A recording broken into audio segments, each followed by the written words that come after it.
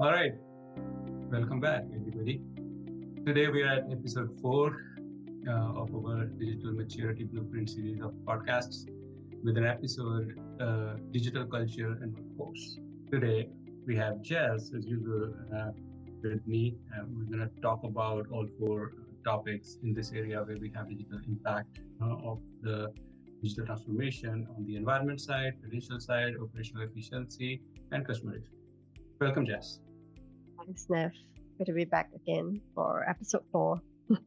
I like Yeah. talking about culture. Yes, employee experience. Very interesting topic. We all have been employees, are employees, and some newcomers will also be interested to listen, like how to fit in the new digital culture. So let's start with our first question: environmental impact. How does fostering a digital culture support sustainable workplace? So I think there is a lot of minor things that companies can do for a sustainable workplace. Like virtual events is the main thing. Like in COVID, we learned like there are so many possibilities in the virtual world we can do in the business. So prioritize virtual events, I would say, is the key here because it's always at mass, a lot of people involved, and like if we can save resources through events, that's going to help environment a lot. And then resource efficiency to optimize not just the tech side but also on the human power side. That's the powerhouse where we are losing maybe a lot of efficiency. So that should be like taken care of. And I come across with a study recently that like tiny improvements in our daily lives can help planet a lot, like powering off equipments when they're not in use. We least take care of these things. We hardly bother turning off our lights, equipments. Sometimes TV keeps running on the uh, on the on the screensaver mode, and I have seen meeting room screens are on, like lights are on. So if we can focus and make changes in our habits a little bit in these areas, it's gonna help big time. And then promote eco-friendly tools and vendors that we have discussed in the previous episodes also quite a bit, like prioritize working with eco-friendly tools and vendors who focus on energy star rating and other ESG scores and stuff. And of course, some companies have gone fully work from home practices for their staff. Some are hybrid. And I have seen like many companies have even released the sitting workplaces, like companies are on a shared basis. Like if you want to go to office, you book a desk and then you go to office and you will find a seat. Otherwise, you may run out of luck to sit in the office. So I think that's a good practice too. Companies should focus more, and our more companies should focus on this practice. And like another argument I come across, sometimes people say, "Oh, everyone is doing like this, so why we should do things differently?" Is like right is still right, even if nobody's doing it. Wrong is still wrong, even if everyone is doing it. So focus on environment and what is good for your business. Do not follow like what other companies are doing. Of course, there is a myth. It's tough how to track people. People are not very productive, but not really. Like in the last 3 4 years, we have seen a lot of evidences that productivity doesn't decrease in the remote working. And then yet again, reminder to minimize paper use, reduce waste, and recycle items. I mean, there are like kind of I'm hearing two sides of the story sometimes right now, especially with the return to office mandate. They companies are saying that they are mandating that if they think that there is a drop in productivity, or like people are not collaborating better. But I guess on hindsight, I mean, if we take a step back, even before COVID, I kind of have already been in companies where we are already moving towards a hybrid working approach, where the Right. office is already kind of shared, like there's already hot desking in place. So that's especially for the more forward-looking companies. And then of course when COVID hit, everybody just have to go remote and go online. And then this really becomes like the mandate instead, right? Like hot desk or like remote became the mandate. And then companies started to shrink their office space. And they start to look at cost savings in that area. But then that seems to be quickly going away just at the start of like last year, towards the end of this like last year, it started to become like, okay, we have to go back to office because productivity is dropping. I'm not too Mm-hmm. sure about that. Like what you said, I think ultimately companies should look at a digital first approach. I mean, if you have to walk the talk on being digital, right? Being digital Mm-hmm. doesn't really mean that you have an app or something for your customers, but it goes down to how you ingrain being digital and digital practices into your organization. Like for example, just having like cloud sharing platforms for knowledge sharing, project management platforms, that will address a lot of the cross collaboration issues. You will help to minimize all the emails as well, which is also kind of like junk. And also, saying that you can't do whiteboarding virtually, maybe it's not as well, but there are a lot of conference tools nowadays where allows you to get this kind of like a whiteboarding together as a team. Because if you're working regionally, there's no way you can meet your cross-border colleagues in person like every other day. It's just not possible. So you are already doing cross-border kind of collaboration all along. And then like what I don't like to see the most, of course, personally, is people writing on paper and printing out hard copies of in color, and then bringing it to meetings and then doodling on it. I was like, that really kills me. I feel like it's killing That me is as much as it's annoying, killing the really. trees. Yeah, it is. It Absolutely, is. absolutely. That Yeah. is very Yeah. annoying. Lot of papers being wasted everywhere. Yeah. I mean, there's AI note taking for God's sake, you Yeah, know, these so you don't need to tools are write your awesome. Yeah, yes. exactly, And exactly, you can share exactly. the notes very easily. People don't know how to read your handwriting, but they can read the AI notes, the note taking. Yeah. Yeah, exactly. Mhm. Rightly said. Yep. Yeah, I think. See, like if customers can buy products while sitting at home, and Mhm. on the other side, platforms are ready to help them Mhm. check out, make payments online, everything Mhm. remotely. So there is a lot of Mhm. possibility. But and there are good examples too. Like a lot of companies do offer work from home. I Mhm. mean, but like, yeah, there's still a lot needs to go with the trend. Yeah, absolutely. I think companies kind of need to not go back to the original state, where they is fully returned to office, that sort. I think it should be you can work from anywhere culture, even across different offices if you are big enough. You shouldn't just restrict people to stay put in that office and that's the only office you can work at, for example. As long as they can get the work done and you have all your security in place, which you should, if not, then there's Hmm. also another set of problems. Yeah, but Yeah, I'm a big advocate of the work from anywhere culture. Yeah. yeah, yeah. Correct. Okay. Sure. Let's move on to our next topic. What are the financial benefits of cultivating a digitally proficient workforce? Definitely, it's going to help on the financial side too. Like when we optimize technology investments, we use our tech stack efficiently and orchestrate that. It's going to save cost. When we train employees on digital platforms, it's going to improve their efficiency. It's going to reduce a lot of administration cost, a lot of stationary cost, and like higher ROI with digital tools is a key because you can repurpose the same tool over and over. Like having two extra text files or 2,000 extra text files in the system doesn't make any big difference. When we are talking about printing those 2,000 documents on the paper, according to a study by McKinsey, I found that digitally mature organizations are 23% more profitable than their less mature counterparts. So a fourth of more profitability. That's huge. They also achieve 21% higher revenue. they're winning in everything. Like digital first approach, as you said, is is a big card to play here.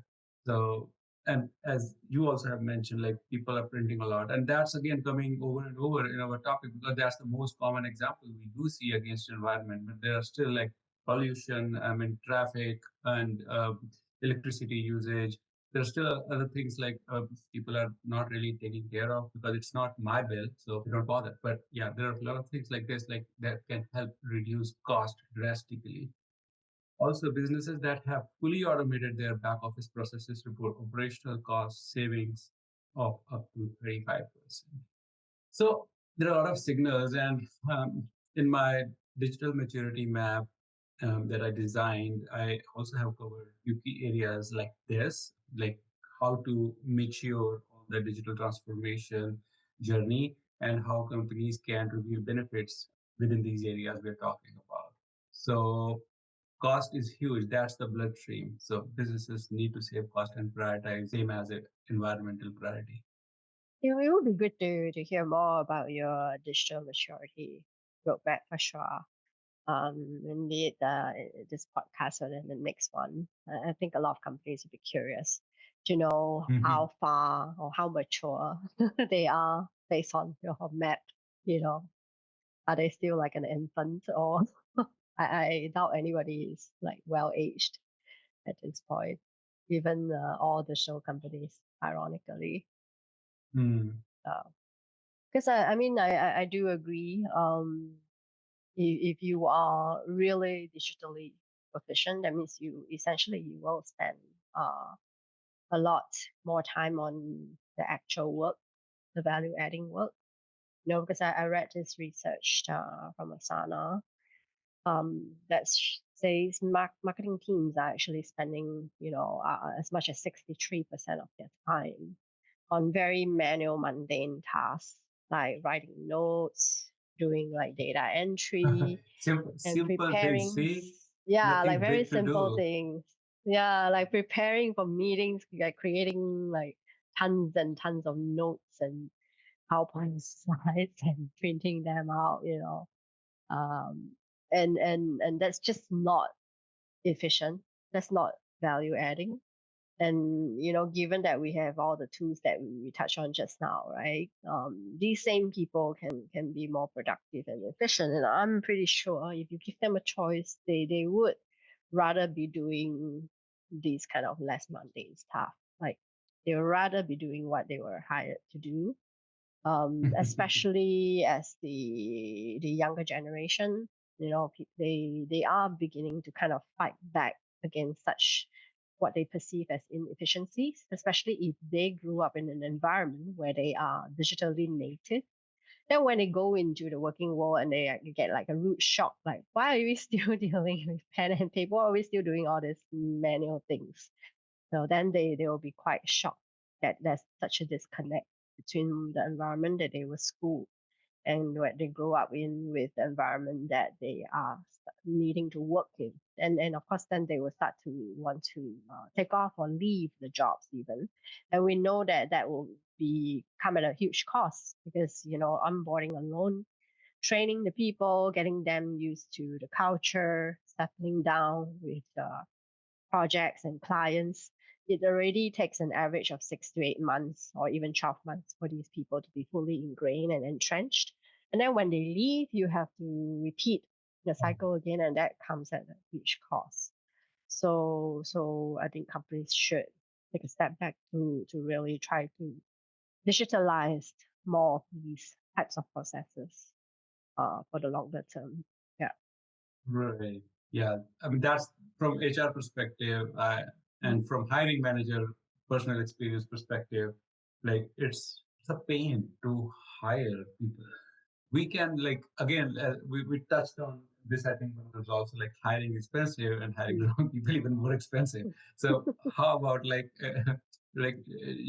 if we can like train them well and like keep them with Mm. with whatever we can, like, and it will help reduce cost and save a lot of money to the business. That can be prioritized somewhere else. That makes more sense to grow. Mm. Great. Okay. Thank you for your comments. And with that, we move to our next topic, operational efficiency.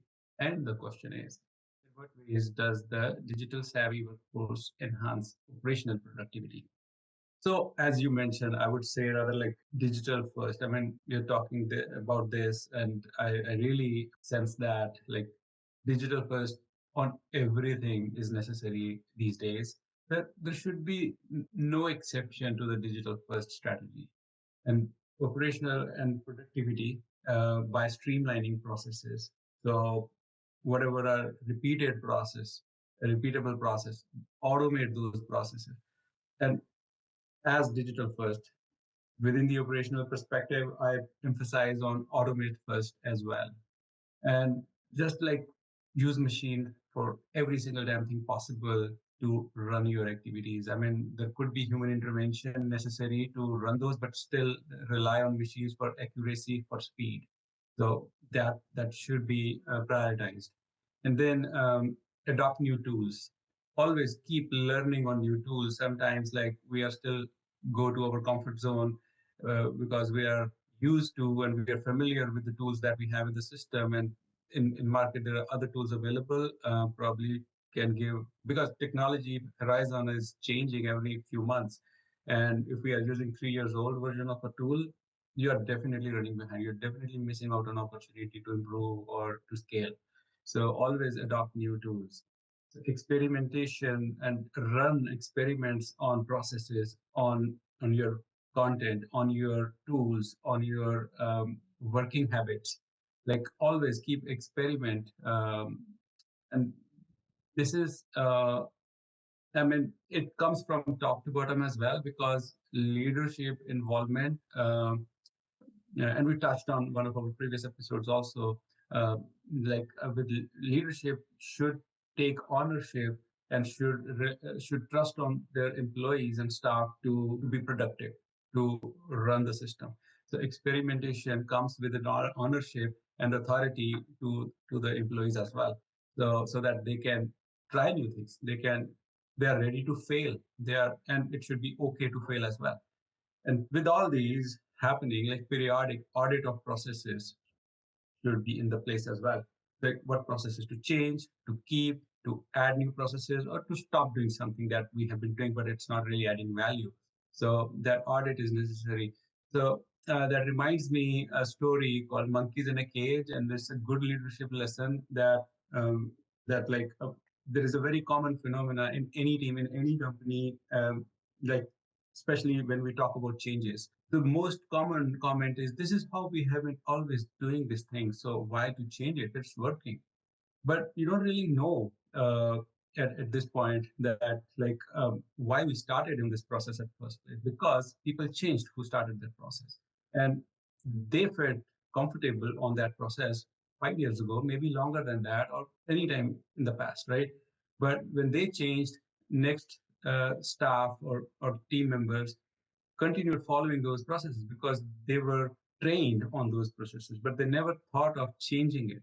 So, and they never thought of stop doing it if it doesn't make sense. But like since it was settled in the process, in the cultures, they just continue to that. So I think that alarm is necessary, and I will come back to my experimentation element as well. That like team members should be ready to experiment new things, and through these audits, they can find an opportunity where to change and what to experiment. So, and all these things that I actually have practiced in my experience and have seen value. And whenever like I see something that's already been in place, and if I like take over a new project or if I'm part of a new team for some initiative, I question every single thing, like why we are doing that like this. Okay, if it is a process, why we started to do this? Why cannot we do this same thing in any other way? Like I sometimes I ask questions to other, many times I ask those questions to myself. So again, like it's like looking a bigger picture is necessary here, and like ready to change things and ready to change yourself as well. It helps to improve personal efficiency, also at the team level efficiency. Yeah, for sure.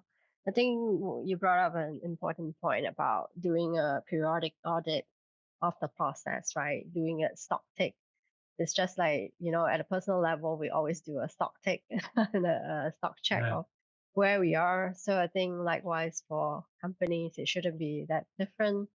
Like just because you've been doing it for the same way for the last 10 years seems to be working well. But if you really look at it, you'll find that it's not really working that well. It could be better, but people are just afraid to change because they are afraid that adapting to the new process will take a lot more time than to, follow the same process. But if Yeah. they have a more like strategic view and perspective, they will be, you can actually put a number to it, right down to the number of mandates that you're spending doing certain Hmm. tasks this way versus a new way. And of course now with AI, it's almost like there's no excuse. There are so many AI tools right now that can help companies to organize their tasks, to free up time for planning, as long as they create like a safe space, almost like a sandbox environment for the teams, for their people to pilot, to test, without punishing them when something goes wrong. Then I think you will actually encourage more people to experiment with technology and with such tools. And importantly, I think it is also to free up time for more strategic stuff. Because I do notice that companies don't spend enough time on proper planning simply because they are busy doing, executing all these mundane Yeah. things. And they spend maybe only 20% on planning and then 80% of it on execution.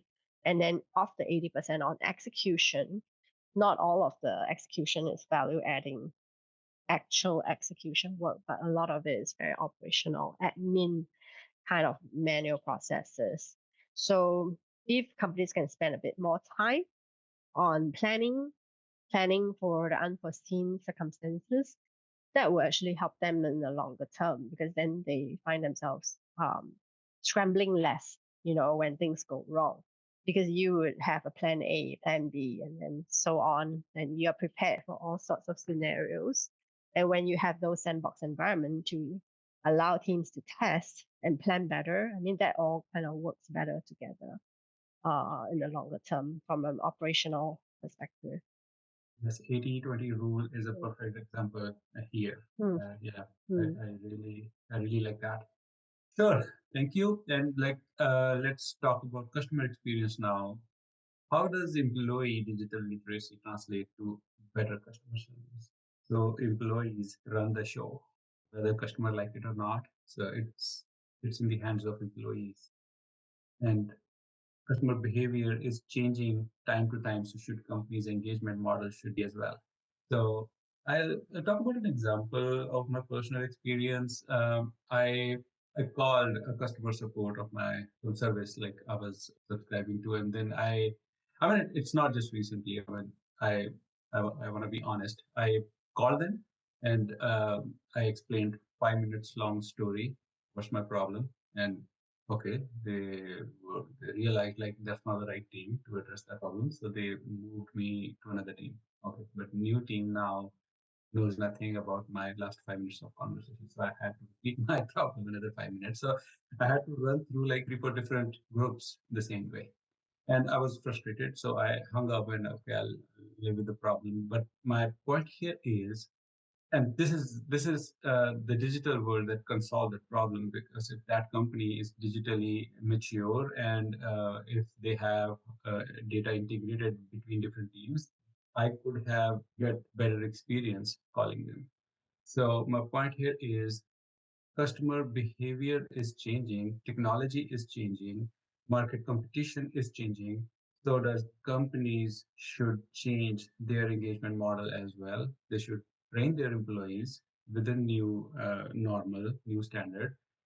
They should upgrade their technology with the new standard, and they should have employees empowered to deal with customers. And like most customer facing jobs are very scripted. Like sometimes I have seen like even sales teams are like very scripted. They know what to talk. Either way or the other, they will just talk the same thing. So, but customers uh, have different needs in different time, and different customers have different needs too. So, and this directly related emotional perspective as well.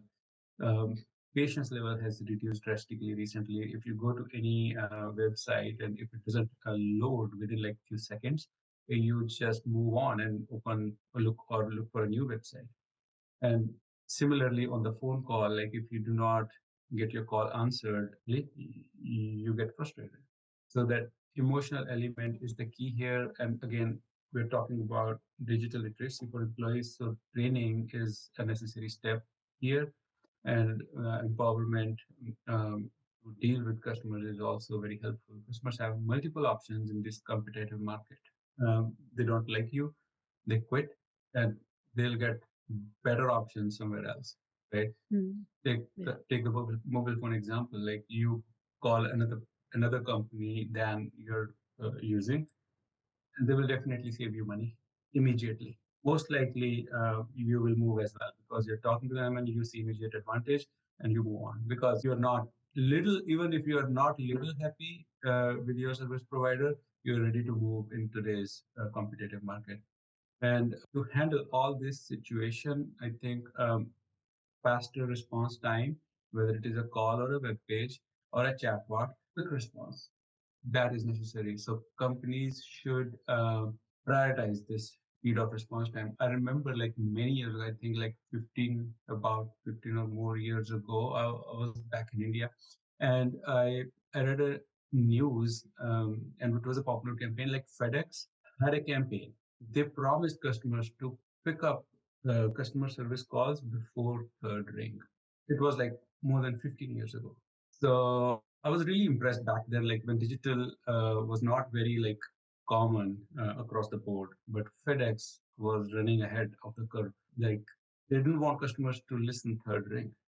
They had their internal process improved in such a way that like, I mean, I don't know what they have done, but it was a big improvement for customer support. And then holistic branded experience, that's my favorite. Like regardless of the channel, chatbot, website, email, or you go to social media, or you call the company. I mean, you as a customer should receive the persistent branded experience. And that helps for customer loyalty and for the repeat business too. As I said, like in my example of a customer support experience, like I didn't get holistic branded experience. One team was said something, another team said something else, and then I got frustrated. Mm. Okay, and it happened like in more than two teams too. Okay, so what I think businesses should empower employees, train them Mm. well, and let them handle customer satisfaction, customer engagement, because they on the spot really understand the emotional element of the customer. And they ultimately it should be outcome driven. If customer is happy, ready to pay to buy services or product, then what's the problem if like a script is not followed? So, and that is a learning element, and companies can learn from those out of script experiences and update their scripts if they have to. I mean, those scripts, I mean, it's like no one shoe fit all, right? So, and Mm. humanize all communications, be empathetic with your employees, with your customers, and have personalized experience. Like as I said, every customer is different. Every employee is different too, right? We all are Yeah. human. Like we all have very unique qualities, strengths, and weaknesses. Though we are working in a similar environment, but Mm. can still have different qualities, right? So personalization is very much required in all Mm. communications. Yeah. And again, customer centric is necessary because it all is around the customers, right? They feed business. So start with customer centric outcome and then design everything else in the backtrack. And it is definitely helpful. Yeah. I mean, we are all customers at the end of the day, right? Yes. But even if we are working for somebody or working for the organization, we're still the customer of maybe the organization itself as well. You're using the products for all you know, right? Or we're just, we are buying things. so, Mm, but it's so easy to kind of resist that kind of digital literacy. Because if we think about it, maybe like 20 years ago, there wasn't such a thing as a CRM. And then people were putting contacts on paper and filing it away, right? And then maybe they will bring it away like secretly when they leave the organization, especially those that are servicing maybe banking clients, for example. There was a case in point, a classic example where I had that kind of situation when I went into this private bank. They had their RMs writing, having client contacts on paper and taking it away when they leave, and they don't have it mm, on digital record at all. It's just mind blowing. So can you imagine how much that costs in terms of course, trying to catch up to reconnect with the customers, and also from a customer's perspective, when they have somebody new coming in to take over the relationship, and then they realize the bank doesn't know anything about them. That's very ah. insulting, especially Same if they've case. been your client for like 10 years, that you don't know, everything is on a paper. That's all I am, like a piece of paper to you or something. So that doesn't bode well for experience, for sure. And also, I mean, case in point, another organization, they were struggling for so long to say, we want to personalize the forms, we want to do it so much, but we're afraid of making mistakes. We're afraid that if we address them by the wrong name, they will get Mhm. offended, or something like that. I Yeah. mean, that to me is the sheer, like, it's the wrong way of looking at things, right? Like, you're asking the wrong question. Like, why don't you just, I mean, that's not a good excuse for not personalizing, not addressing customers by name, for example, which is a very basic hygiene thing, not even to say you want to show that you understand what they need in the comms. You can't even do the first baby step of getting the name right.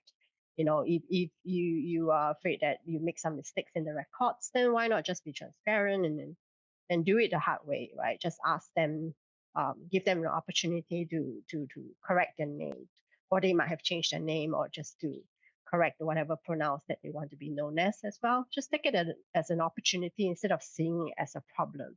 So I think essentially, if organizations start to look at all this as opportunities to improve rather than problems that they need to fix, then they will start to ingrain more of a digital first workforce that is truly savvy in using all the tools and platforms to share knowledge, exchange communications with clients, and cater to how the clients want to be reached out to and to be spoken to. So it's not all clients want to have to pick up a call, especially with scam. At least over here in Asia, scam calls are a big thing. So people are kind of shying away from that. So then you need to That's what I offer think. Yeah. alternative digital touch points that they can reach you very quickly, in-app kind of communications with immediate response.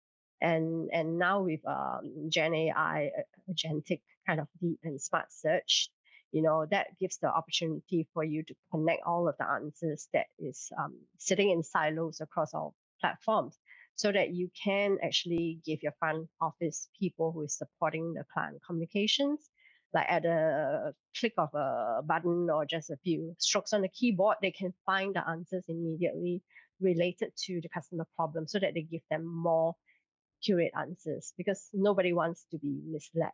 And what is the most frustrating for a customer is when they are being misled, or they are being kind of gaslighted, or just pushed around to other channels because whoever you're speaking to don't know the answer and cannot find the answer on the spot, despite being with you for like 10 years, as a customer. Yeah. So yeah, as you can Yeah. see, I'm very passionate about that. AI is very Mm, interesting. Yeah, mm, we need some time to discuss AI in detail. Definitely, this mm, Gen AI you mm, mentioned, it's a game changer. Yeah, for the last 1 year, like the whole world has changed how we have been working mm. with our like processes, with our like strategies. Everything AI is there like in every single thing. Like yeah, so yeah, that's helpful. All Mm. right, so I think that's a wrap. So we covered all of those, and yeah, thank you, Jazz, for your insightful knowledge. It's really useful, and I look forward for our next podcast. Yeah, it's always a pleasure to be on the podcast with you, Neff. Looking forward to podcast 5. Next is episode 5. Yeah. Yes. Yeah. I look forward to talking again very soon. Yeah. Thank you. Yeah.